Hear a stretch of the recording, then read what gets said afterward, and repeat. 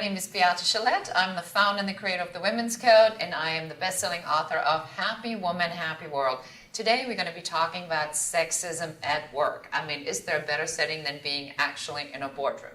So sexism against women at work is basically when you as a woman end up feeling like you kind of don't really belong here, or you don't have a right to be here, or that somehow you got here because you are incredibly lucky.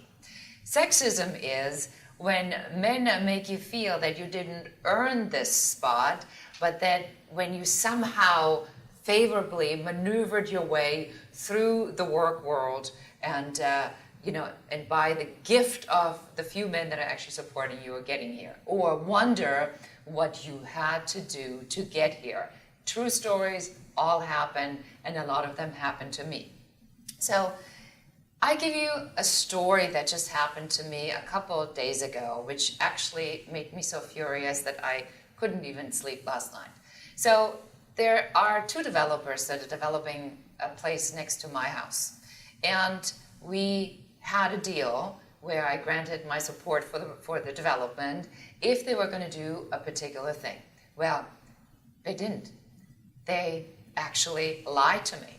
They said they were going to ask the city for a particular change that I had requested, but they didn't. So I went to the city, and the city said, we don't have any record of it.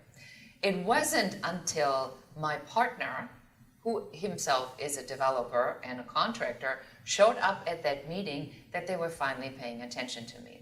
So as a woman, they thought they can bully me into just misstating the truth. And I had to go a lot further to be taken even seriously by these guys, which is I had to bring a man into a meeting to be taken seriously. So this happens at work all the time, that women are not being taken seriously, and that is sexism. Because if you believe that just because, and I'm going to just call it what it is, just because you have a penis, that somehow gives you a bigger authority or more smarts than a woman, then you are sadly mistaken. And for women who believe that sexism doesn't exist, I got news for you, it is absolutely everywhere.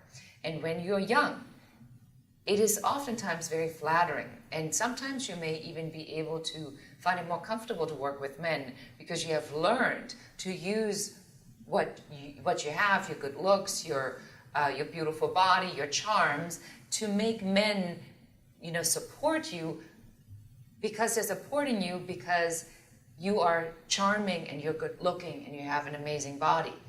But there are women that don't have that.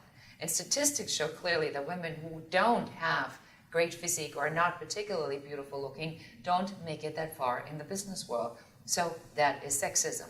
So if you are a young woman, I really truly encourage you to not encourage that kind of behavior, because if you do, the problem is going to persist and persist and persist. I used to laugh at women who are 50 and said, yeah, she has a problem because she's nagging, she's difficult. Maybe I even called her a bitch. And I said, well, she needs to now get attention somewhere else because she's not young and beautiful anymore. Well, little did I know that I was buying into the exact same behavior that keeps sexism alive. So the only way we can conquer sexism is by speaking out very young and very early, and by sticking together.